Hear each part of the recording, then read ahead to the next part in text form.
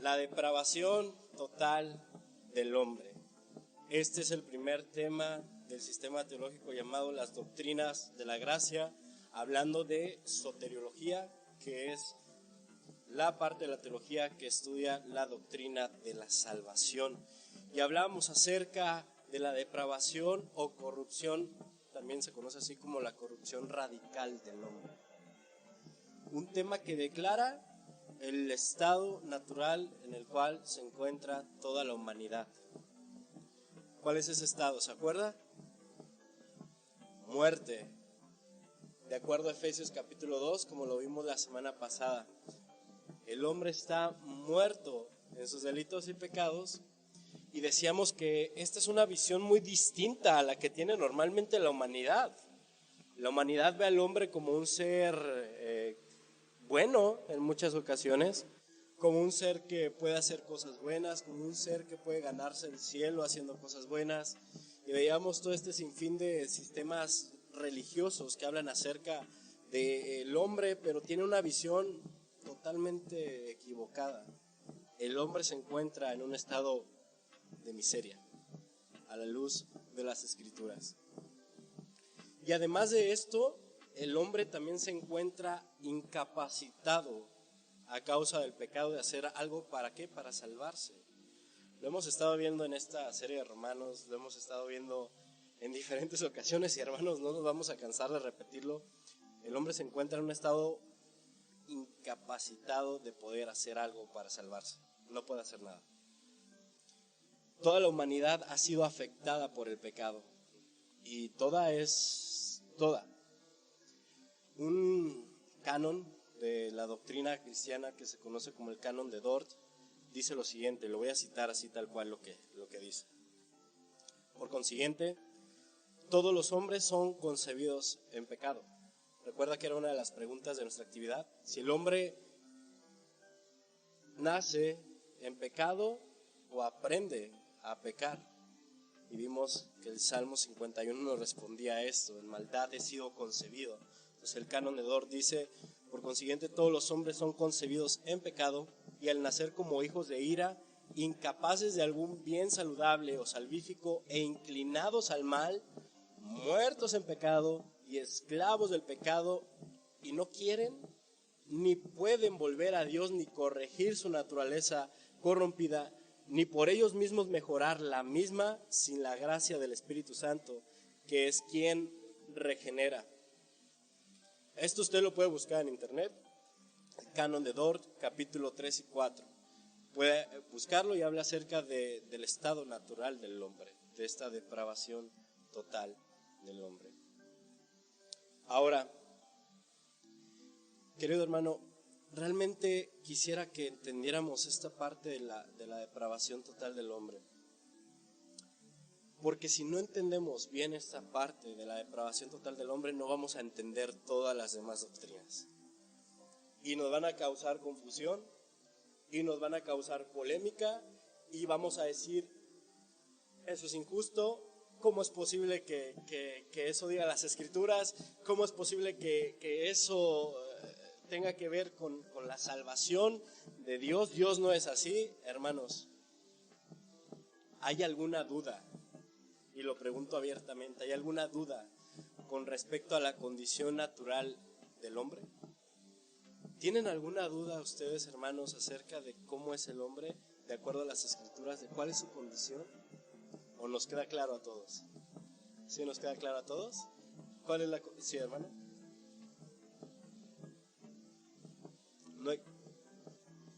No hay quien entienda. Lo veíamos la semana pasada. ¿Se acuerdan que enlistamos las características del hombre? No hay quien entienda, no hay justo ni un uno, no hay quien haga lo bueno, todos se han corrompido, aún se han hecho inútiles, no hay quien busque a Dios, no hay temor de Dios en ellos. Todos entendemos esto. Después de ver cómo es el hombre, después de entender que el hombre está muerto en sus delitos y pecados, la pregunta es, ¿cómo es posible entonces que el hombre sea salvo? Y la respuesta que nos da la doctrina de la elección incondicional es que Dios elige a quien Él quiere elegir para ser salvo. Este es uno de los puntos más conflictivos a lo largo de la historia del cristianismo, pero no es conflictivo porque realmente no se aclara en las Escrituras. Es conflictivo por la misma naturaleza del hombre. Debido a que estamos muertos, literalmente inhabilitados a tomar cualquier tipo de decisión que nos ayude, la única salida, hermanos, a la muerte espiritual del hombre es que Dios lo saque de ahí. La única salida que tiene el hombre es que Dios le dé vida al que está muerto. Si realmente creemos que somos malos, no tenemos derecho a quejarnos de que Dios ejerza su gracia soberanamente. Es decir, que Él decida salvar a los que Él quiere salvar. Por eso le decía al principio, si usted no entiende la primera doctrina, que es la depravación total del hombre, no va a entender las demás. Pero si usted entiende que el hombre está muerto en sus delitos y pecados, está inhabilitado, está incapacitado y que Dios es el único que lo puede sacar de esa condición, usted ya tiene un paso más adelante. Aunque todavía se viene lo mejor, hermanos, en los siguientes puntos de esta doctrina. La elección incondicional, en palabras sencillas, significa que Dios escoge dar vida eterna sin haber visto nada bueno de antemano en sus elegidos. Y para entender esto, vayamos a Juan capítulo 15, versículo 16.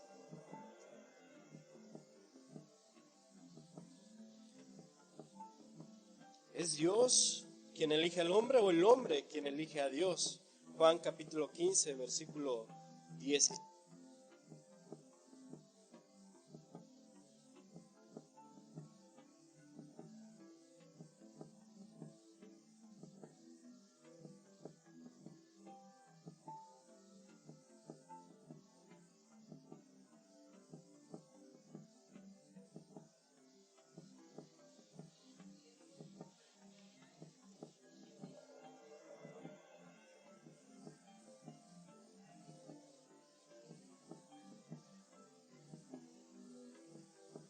No me eligieron ustedes a mí, sino que yo los elegí a ustedes. De eso habla la doctrina de la elección incondicional. Es bien sabido por cada uno de nosotros que Jesús es el único que hace posible la salvación del hombre. Y es el único que puede dar vida al hombre. La pregunta controversial a lo largo de la historia de la humanidad en lo tocante a esta doctrina es: ¿en base a qué Dios elige a algunos para salvación? ¿Qué Dios ve en unos para salvarlos, que no ve en otros para no salvarlos? ¿Depende la elección de que nosotros cumplamos con ciertas condiciones o depende enteramente de la soberana voluntad de Dios? Esa es la pregunta. ¿Depende de nosotros o depende de la soberanía y voluntad de Dios? Usted seguramente recordará que hemos visto aquí en Romanos capítulo 9 específicamente el tema de la elección incondicional y soberana de Dios, y cómo Pablo, con distintos ejemplos, argumentaba cómo Dios es quien elige soberanamente. Específicamente hay un ejemplo en particular que es el de Jacobo y Esaú. Y la palabra de Dios dice que ellos ni siquiera aún habían nacido, ni habían, y así tal cual lo dice, ni habían hecho ni lo malo, pero tampoco lo bueno delante de los ojos de Dios, para que la elección permaneciese conforme al que Dios elige. Ni aún habían hecho ni lo malo ni lo bueno. En esta doctrina hay dos posiciones. La primera de ellas, no voy a entrar en detalle, pero está de la parte del lado arminiano. Proveniente esto de los arminianos por seguir o tomar doctrinas de un hombre llamado Jacobo Arminio. Y está la otra parte tomada de un pensamiento de las doctrinas que en base a las Escrituras este hombre formuló, llamado Juan Calvino. arminianos y calvinistas. Los arminianos creen lo siguiente: Dios elige en base a su presencia. ¿Qué es esto de la presencia? Que Dios ve de antemano quienes van a creer en Él para elegirlos para salvación. Eso es lo que dicen. Por otra parte, el calvinismo dice que Dios elige según el puro afecto de su voluntad, sin ver de antemano si el hombre va a creer o no. Dios elige según el puro afecto de su voluntad y conforme a sus propósitos. Esto es lo controversial de esta doctrina. ¿En base a qué Dios elige? ¿En base a que Dios ve de antemano que vamos a creer? ¿O en base a su soberana voluntad? Cualquier tema controversial, hermanos, es resuelto por las Escrituras. Vayamos a Efesios capítulo 1, versículos 3 al 5, y aquí ponga mucha atención porque esto es parte de la actividad que vamos a hacer el día de hoy. Efesios capítulo 1, versículos 3 al 5. Dice: bendito sea el Dios y Padre de nuestro Señor Jesucristo, que nos bendijo con toda bendición espiritual en los lugares celestiales en Cristo. Verso 4. Según nos escogió en Él antes de la fundación del mundo, para que fuésemos santos y sin mancha delante de Él, en amor, habiéndonos predestinado para ser adoptados hijos suyos por medio de Jesucristo. ¿Según qué? Según el puro afecto de su voluntad. ¿Es según a que Dios vio de antemano que íbamos a creer en Él que nos eligió? ¿O es según el puro afecto de su voluntad? Las Escrituras lo responden: según el puro afecto, sí, adelante, de su voluntad. En este punto estamos viendo que Dios simplemente toma decisiones de elección en base a su soberana voluntad, no en base a algo que ve en el hombre, ni bueno ni malo, ni a algo que vea de antemano que va a pasar con el hombre, sino solamente bajo su soberano propósito. Dios ha trazado un destino específico para aquellos que, según el puro afecto de su voluntad y su gracia y sin mérito alguno, serán adoptados como sus hijos. ¿Por qué, hermanos? Hay cosas en las Escrituras que no han sido reveladas por completo y que solamente basta entender versículos como el Deuteronomio 29 que dice: las cosas reveladas han sido dadas a los hijos, pero las secretas pertenecen a Dios. Nosotros jamás, no le busques, como dicen, tres pies al gato, por qué decide elegir a algunos, por qué no decide elegir a otros. Jamás en las Escrituras vas a encontrarlo, jamás. Por eso Dios es soberano. Eso significa ser soberano. Pero todo lo ha hecho conforme al propósito de su voluntad, con un propósito divino. Lo ha hecho con un decreto perfecto, con un decreto donde no hay injusticia. ¿Se acuerdan lo que cuando Pablo expone el tema de Jacob y Esaú, él se adelanta con una pregunta de lo que muchas personas pueden decir? Dice: y tú me dirás, ¿acaso Dios es injusto? Dios es injusto porque elige salvar a uno y porque no elige salvar al otro. ¿Dios es injusto por eso, hermanos? Hermanos, todos merecemos condenación. Unos reciben misericordia y otros reciben no injusticia, reciben la justicia de Dios. Y en las dos, Dios obra perfectamente, soberanamente, en base a sus propósitos. Hay distintas objeciones a esto. Sin embargo, cualquier objeción es callada con las Escrituras, y nosotros buscamos eso. Buscamos que al final usted, hermano, llegue a un entendimiento pleno de la salvación que tiene y también de la obra del Señor. Porque si le damos mérito al hombre, si tiene que ver la salvación con el hombre, con sus decisiones, con su libertad de escoger, la salvación depende del hombre. Pero cuando la salvación completamente empieza desde que Dios de antemano elige quién será salvo, y como dice Romanos 8, 29 y 30, en esta cadena de oro de la salvación, a los que Él de antemano predestinó, llamó, justificó y glorificó, entonces podemos decir que la salvación de principio a fin es del Señor. ¿Sí? Entonces, bien, vamos a terminar hasta aquí.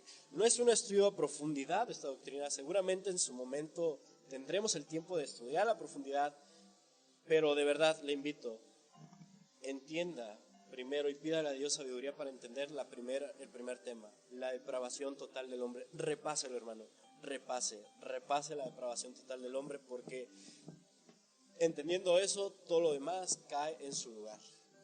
¿Sí? Vamos entonces con la actividad, vamos a ver qué alcanzamos a responder. La segunda hoja que usted tiene acerca de esto que hemos aprendido viene como primer actividad. Lea con atención Efesios capítulo 1, 3 al 10, ya leímos hasta el versículo 5, y conteste las preguntas a continuación enlistadas. Cite los versículos que sustentan la respuesta. Primera pregunta: ¿depende la elección de Dios para salvación de que nosotros cumplamos con ciertas condiciones o depende enteramente de su soberana voluntad? Después de leer Efesios 1, conteste. Segunda pregunta: ¿qué mueve a Dios a salvar al hombre? Después de leer, conteste. Y creo que no vamos a terminar, pero la siguiente parte es: lea 2 de Timoteo 2:9 y complete el siguiente párrafo. De acuerdo a 2 de Timoteo, Dios nos, es similar a la actividad que hicimos la semana pasada, es completar las declaraciones de estos párrafos. Y en la parte 3, lea Romanos 8, 29 y 30 y complete el siguiente párrafo también. ¿Va? Entonces, para esta actividad podemos trabajar en equipo, hermanos. Si tiene a alguien ahí a un lado y quiere compartir con él, leer con él y responder a esta respuesta, a esta pregunta, adelante. Vamos a ver hasta dónde terminamos antes de las 2, para por lo menos responder la primera pregunta. Entonces, vayamos a nuestra actividad. ¿Depende la elección de Dios para salvación de que nosotros cumplamos con ciertas condiciones o depende enteramente de su soberana voluntad? Leyendo Efesios 1, 3 al 10. Listo.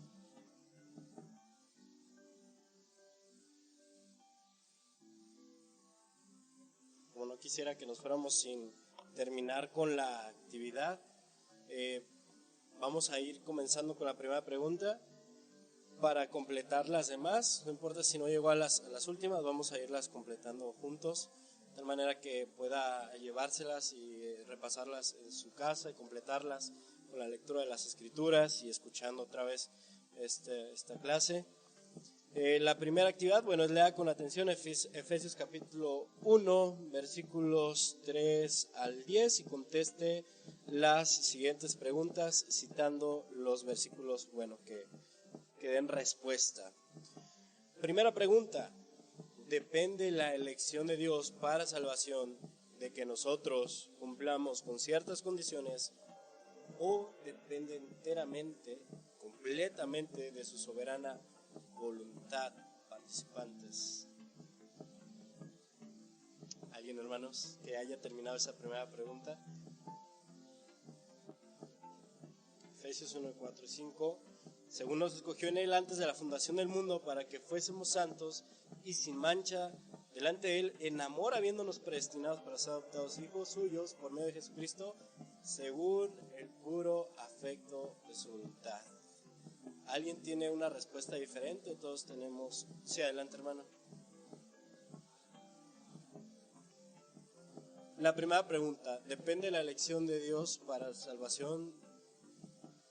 ¿La primera? Ajá, justo en esa. Ajá.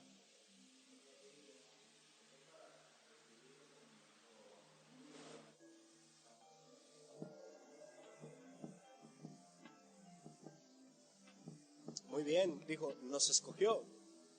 Dice el hermano, nos escogió para ser salvos, para ser santos, sin mancha, delante de Él, de acuerdo a Efesios 1:4. ¿Alguien tiene algo distinto o que quiera completar esta respuesta, nuestros hermanos? Entonces quedamos claros en que la elección de Dios depende completamente de Él, de su soberana voluntad, que creo es lo que nos da la respuesta a la siguiente pregunta. Dice, ¿qué mueve a Dios a salvar al hombre? Sí, adelante, Maestra Ángeles. Ajá, ajá.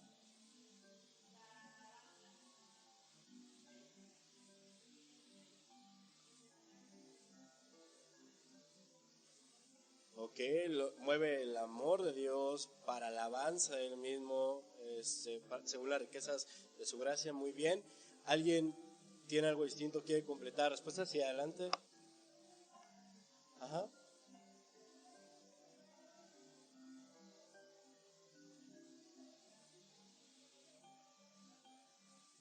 Según su propia voluntad, según su beneplácito. Si nosotros nos fijamos en el versículo 5, tal cual, podemos ver al final de ello qué mueve a Dios para salvar al hombre, según el puro afecto de su voluntad. Según el puro afecto de su voluntad. Quiero leer este mismo pasaje en la Nueva Versión Internacional para que escuche lo que dice.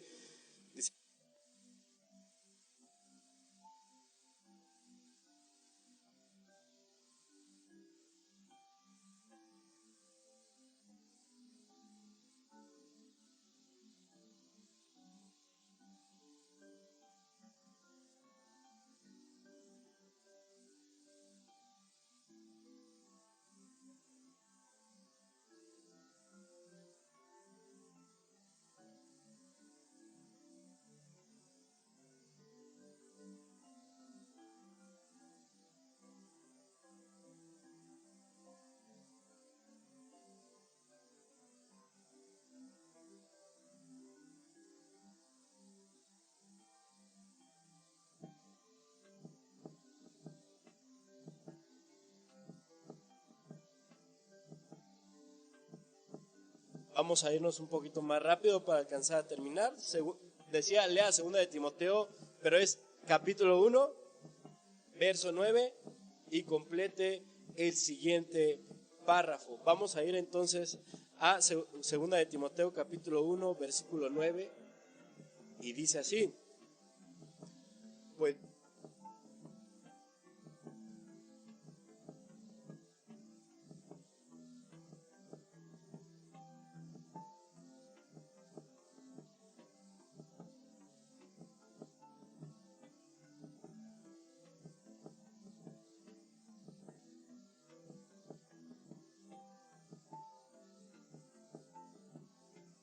entonces, vamos a completar el párrafo que dice, de acuerdo a 2 de Timoteo, ahí corríjale, 1:9, Dios nos salvó y nos llamó.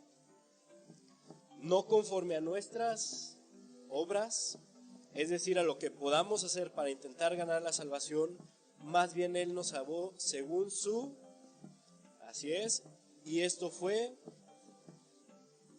antes de los tiempos, antes de los siglos, lo cual significa que Dios nos ha predestinado incondicionalmente para ser adoptados como hijos suyos. Amén.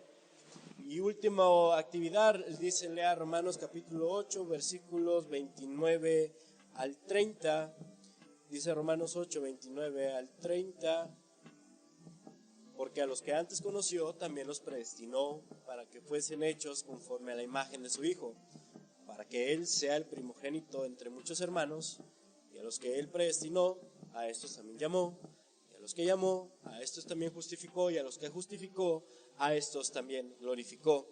Entonces vamos a completar el párrafo que dice: de acuerdo con este par de versículos, conocidos como la cadena de oro de la salvación, Dios ha decidido, ¿qué dice ahí? ¿Qué pusieron por ahí en la línea? Predestinar a aquellos que de antemano conoció para ser hechos conforme a la imagen de su Hijo de Cristo, y a estos que Él predestinó también, y a estos que Él también llamó, justificó y glorificó. De principio a fin es entendido por medio de este par de versos que la salvación depende plenamente de la elección incondicional de Dios, sin verse la participación humana o buenas obras como una condición que mueva a Dios a misericordia.